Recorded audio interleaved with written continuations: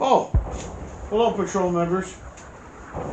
Welcome back to Tales and Mysteries of the Mojave Patrol. We're having a little trouble here at the headquarters. I need to take care of things and be abreast of everything while I'm here. So this video might be a little disjointed. There's no whiskey review tonight. That's coming down the road.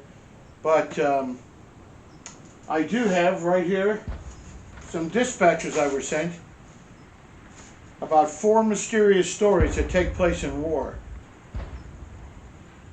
2 of which, well actually 3 of which, but 1 is definitely real. So stay tuned.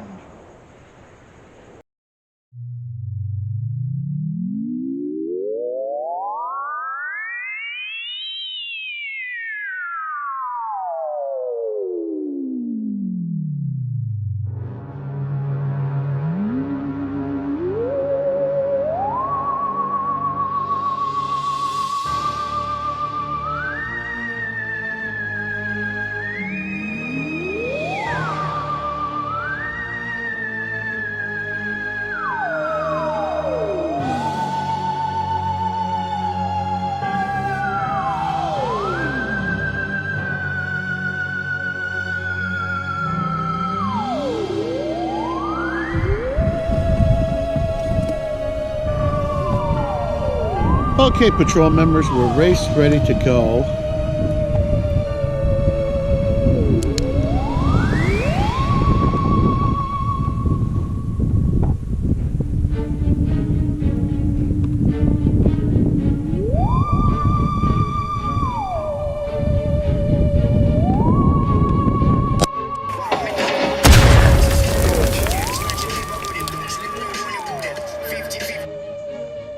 Welcome back. I'm glad you could make it. I really appreciate you being here. Well, let me tell you, I'm expecting a special messenger any moment. Hopefully he'll be here soon. But while we're waiting, in our first dispatch is a tale so strange that people to this day don't believe it. So, during the Great War, in World War I, 110 years ago, 109 actually. Just a second.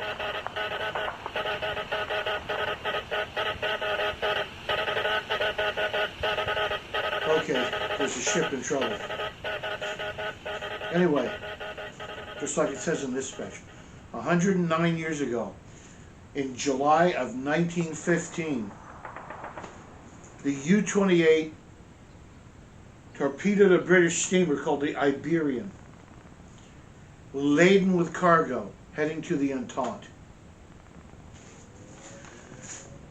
The U-28 torpedoed the Iberian on the surface, which a lot of submarines did in those days. So what would happen is the submarine would surface, it would direct the freighter to surrender. The crew would get in the lifeboats and row off, and then the Germans would torpedo the freighter. Far different than the Second World War. Was that a universal thing? No. But a lot of good U-boat commanders and captains of that time were being pretty chivalrous to some prisoners, or some of their enemy. Well, the Iberian turned turtle and started to slip beneath the waves stern first. It sank within seconds, said the captain. And they watched the bow slip beneath the churning water. About 25 seconds later, there was a tremendous explosion under the water, most likely cold seawater hitting the Iberian's hot boilers. This did take place in the North Atlantic, off the coast of Ireland. An enormous churning rose up from the depths. Debris pieces of wood, parts of the cargo, and an unknown creature of enormous size. The captain had six officers on the deck with him, including the navigator, the helmsman, and who else was up there with him?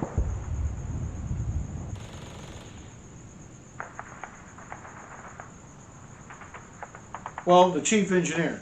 They were all up in the conning tower with the captain. They saw an enormous creature writhing in the water, well over 60 feet long, with a long pointed tail and a long pointed head full of teeth. It was thrashing about in the water with its four paddle-like flippers slamming into the ocean.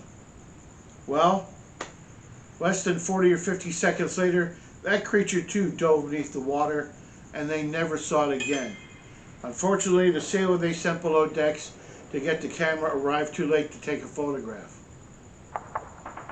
Oh, hang on, here's my messenger. Okay, thank you. No, you're right on time.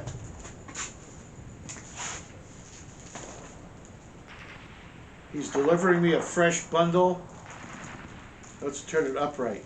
Of factory smokes from Cigars International. Not a sponsor. So I'm going to open this up.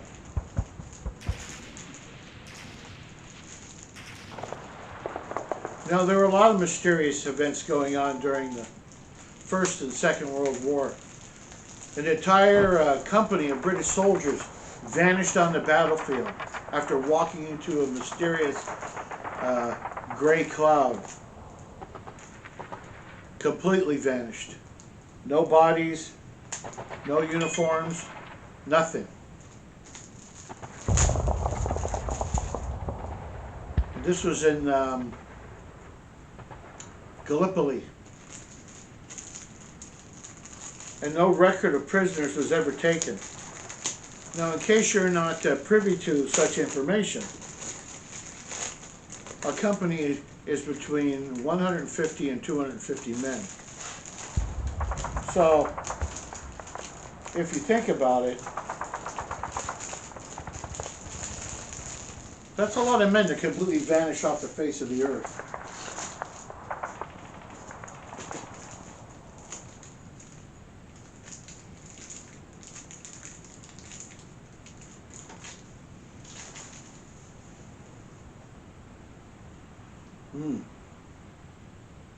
Oh, it's got a nice grassy smell. Very fresh. Let me take my cigar poker ring.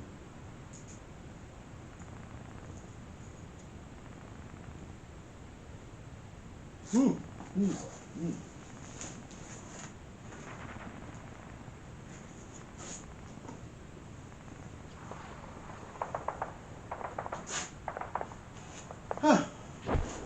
That's a knife. You can't light a cigar with a knife.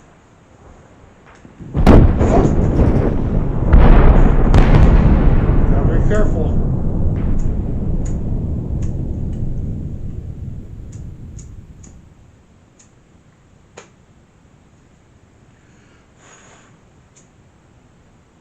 There we go.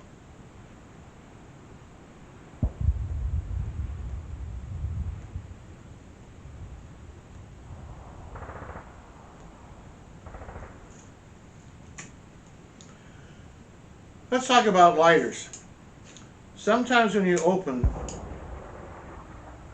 an oil lighter, that's what they call these, and you flick it and it doesn't light, that's because there's a cloud of gas surrounding the wick from the fuel that prevents oxygen from getting to it. So if you blow on it, it lights, because you remove the cloud of vapor and replace it with oxygenated air. The more you know.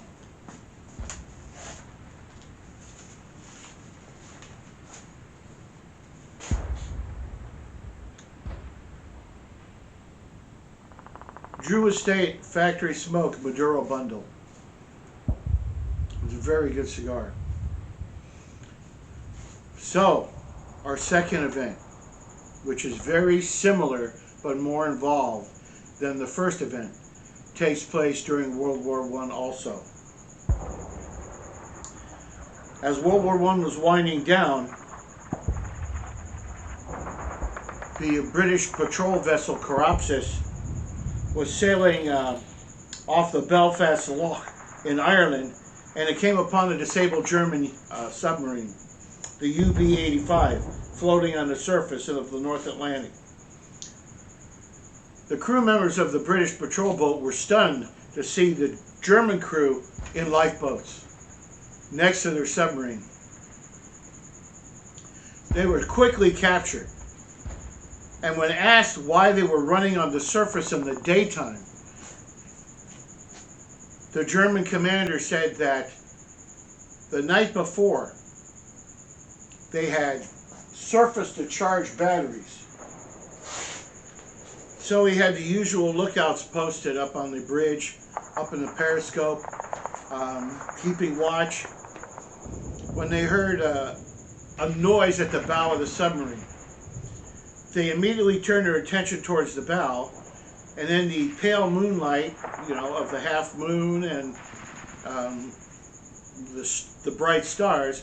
And if you've never been out on the ocean, in the middle of the night, with no lights around you, it can be dark as pitch. It can be like having your eyes closed. And if there's fog, it's literally like you have your eyes closed in a dark closet. You can't see anything. The absolute absence of light. Anyway, one of the lookouts said that there was a large, unusual creature at the bow of the submarine. Well, they all looked out there, straining their eyes to see what kind of creature the lookout was talking about, when the submarine started to shudder and rock, and the large creature had pulled itself up onto the submarine. The submarine's bow started to dip down and roll to the starboard side. Just then, the creature latched onto the deck gun, wrenching it to the starboard side. By this time, it was close enough for them to actually see. A long, sinuous body with flipper-like legs, a long, thrashing tail, and a long, sinuous neck with an alligator-like head. And it was thrashing about on the deck of the ship, causing the ship to rock back and forth in the middle of the night. Well, the captain ordered several men up on deck, and they all opened up on it with their handguns. They fired dozens of bullets into the creature, which started bellowing. Finally, the creature let go of the deck gun and slid off into the ocean. Well, when they went down and inspected the damage, the violent wrenching of the deck gun had caused it to lift from the deck and tear some of the plating. And the captain was afraid to submerge, he wasn't sure if the pressure hull was damaged, he just wasn't sure. Well, by the next morning, they were taking on some water, and there was a crew on board trying to stop the leak, with the rest of the crew in lifeboats, in case the leak became overwhelming and they had to abandon ship when the British patrol boat caught them. And they surrendered without a fight. And unfortunately, the UB-85 sank beneath the waves off the coast of Ireland. Until this month, when a survey team trying to repair a break in an undersea cable using its side-scan sonar found the UB-85. Now, they're going to send an expedition down to take a look at it and to catalog it. But they're also going to try to see if there's any evidence of what the captain and the crew said happened. In the side scan sonar picture, you can see the forward deck gun wrenched to the right, poking out to starboard. That lends a little bit of credence to the captain's story. Because I'm going to tell you, I wasn't in the Navy, I was in the Army, but I had friends in the Navy. And when a submarine is traveling underwater, the deck isn't something that's just loose and flopping around. The last thing they need is for it to go like this left and right to throw off the ship maneuvering. So that thing is locked down tight to prevent it from raising and lowering and moving starboard and port. And if that thing is bent all the way 90 degrees to its perpendicular direction the submarine was traveling, something happened. Something happened. So now we'll find out if the story is true.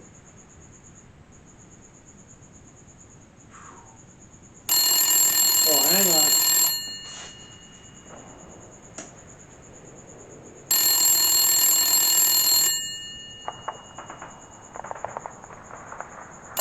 I better listen to this. Hang on.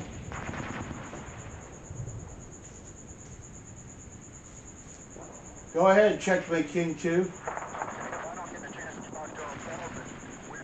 Yes. Yes. Okay, I'll get the message to him as soon as possible. Thank you. Over and out. Turn this down a bit. There we go.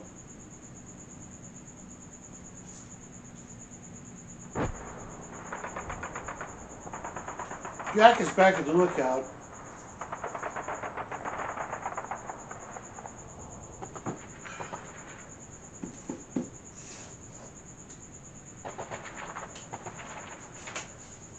Now we're going to fast forward about 25 years.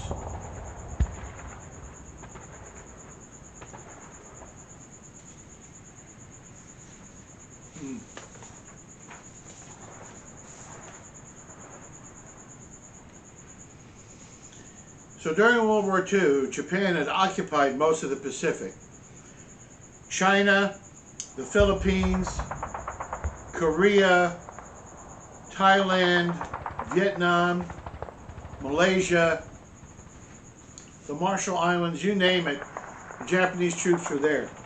And early in the war, right up until about 1941-42, Japan was one of the most formidable fighting forces on Earth. But even they ran into trouble on Guadalcanal. Hang on.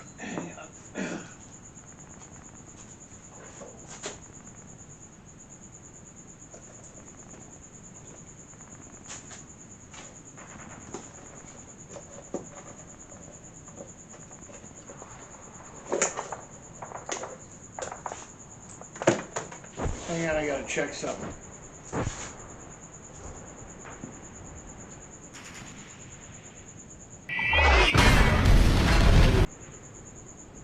Holy shit! No!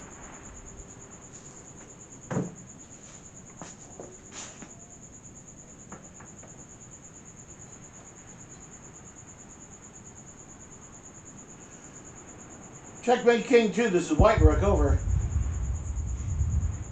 Checkmate King 2, this is Whitebrook, over. Hey, Checkmate King 2. What the hell happened out there? Over. You need to be on your toes so that doesn't happen again. Tell me you're handling the situation. Okay, good. Good. I don't want to hear any reports that we're holding our position. Let the enemy hold a position. We are advancing, and we are advancing all the time, and we are going to go through that enemy like shit from a tin horn. Right. Right. Eyes open. Over. Sorry about that.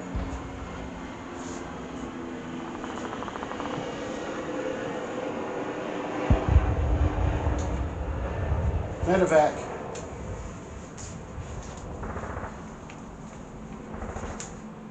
Okay. So the Japanese had occupied Guadalcanal Island, and they were building an airfield. They were really trying to fortify that island because they knew it was only a matter of time before the Americans got off their butts and did something. But one of the problems they had, they didn't anticipate. No one would. Japanese patrols were coming back saying that they heard mysterious sounds in the jungle. They felt like they were being watched, yet they couldn't find anything. Then one night, a Japanese sentry was spooked by a noise and fired into the jungle while the patrol was on an overnight, while they had an overnight patrol out. A giant mistake, because moments later, what the Japanese described as giants, hairy giants, descended on the squad with clubs. Yep, they started beating the squad members with clubs, killing several, and forcing the squad to fall back. Of course, when they got back to base, the Japanese commander didn't believe a word of it. So, after disciplining these men, he rounded up a new squad, and they went on patrol up in the same area. Imagine the surprise of the commander when that squad came back and gave him the same story, except this time they were ready. They said they had killed several of the giants, but when they went back to see the bodies were gone. Now, this story comes from Japanese survivors of the Guadalcanal battle. The Japanese would keep no record of that because it was a defeat in their eyes. Unfortunately, they didn't keep records of their defeats. Rarely. And if you were in a battle and they had lost, when you came back to Japan, if you were lucky enough to survive, a lot of times you were isolated. You were put in typically a quote-unquote hospital, which was actually a prison. Not allowed to write your loved ones, except anything that you had returned alive and you were in the hospital. That was it. A lot of things didn't come out till after the war. Watch my video. I'll put a card up here somewhere about the scariest thing that ever happened in World War II, and you'll understand. When the Americans came, no sign of these giant creatures were ever found. But remember, Guadalcanal was bombed a lot. It was shelled by ships, by American ships, by Japanese ships.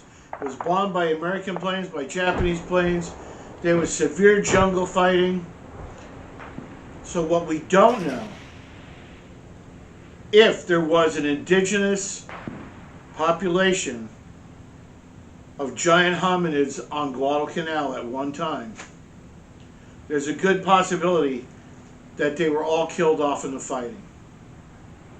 Whether on purpose by Japanese troops or unintentionally by both sides, by bombing vast areas of the jungle and all the firefights that took place.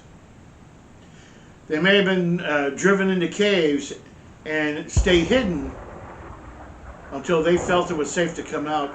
They may still roam the jungles of Guadalcanal. Who knows? Who knows? You never can tell.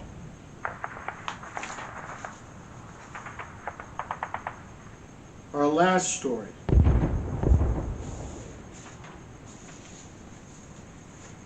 is a true tale of terror.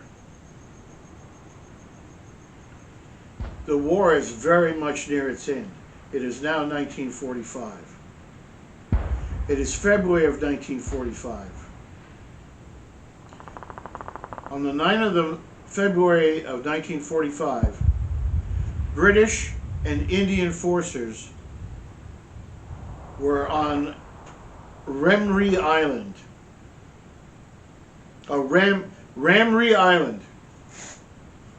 And they had cut off the Japanese from escape to the beach. and the Japanese were not going to surrender. There would have been no surrender. Well, the only way the Japanese could escape was through this enormous mangrove swamp. So the Japanese garrison of Ramri tried to escape through the swamp. Unfortunately, they didn't make it.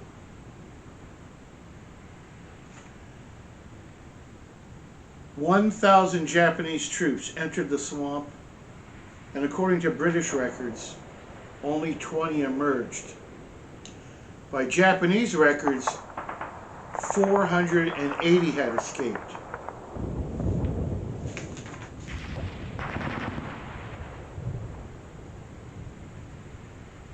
There was a motor launch, several motor launches, watching the beach and the edge of the mangrove swamp.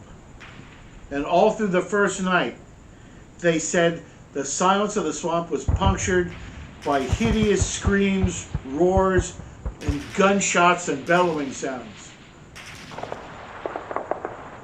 This went on for several days. Every day and every night, there were gunshots and screams, people crying out in terror, roaring, bellowing sounds. You name it, they heard it.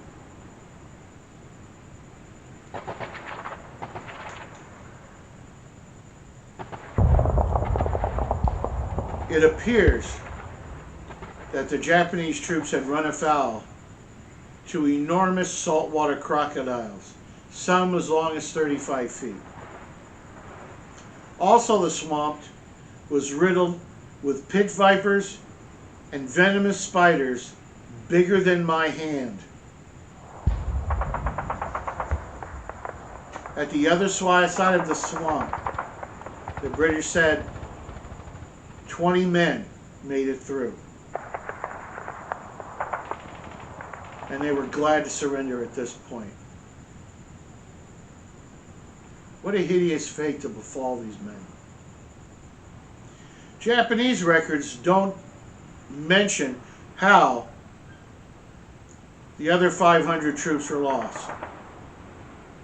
They do mention that the 480 of the garrison managed at low tide at night to make their way across the narrow channel between Ramri Island and the coast.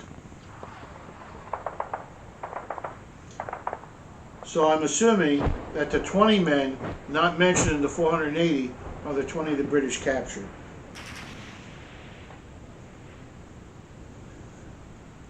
Somewhere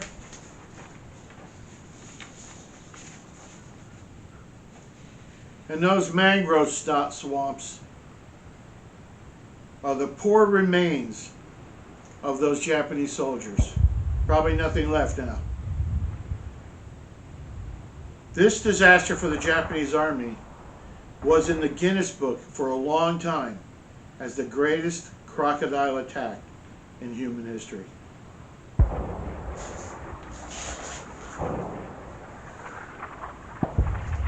Well, I want to thank you for joining me here tonight, folks. I really appreciate it. Hang on.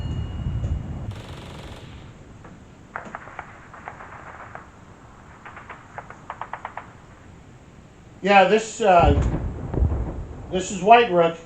Go ahead. Fragrant flower. Over.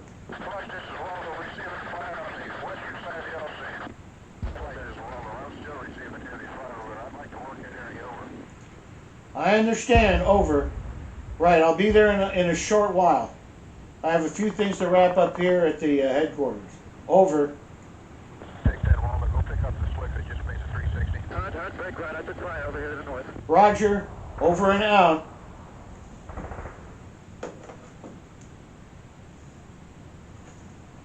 Well, I want to thanks for joining. Oh man, I'm tired. I've had a very long day. I want to thank you for joining me. Please like and subscribe. Leave a comment.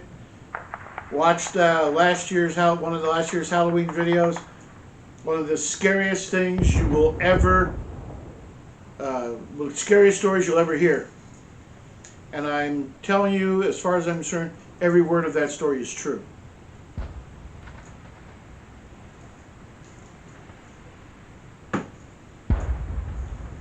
Next Halloween story will be about a brave man named Ted Mantell. Look it up. It's a flying saucer story. And unfortunately, Ted ran afoul of a flying saucer. Okay. Let me gather up my dispatches.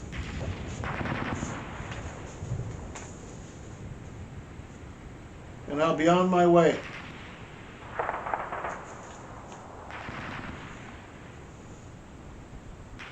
Over and out.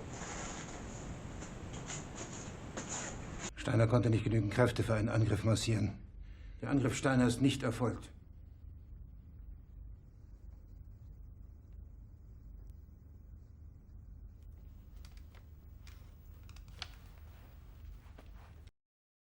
It was at this moment that he knew. He fucked up.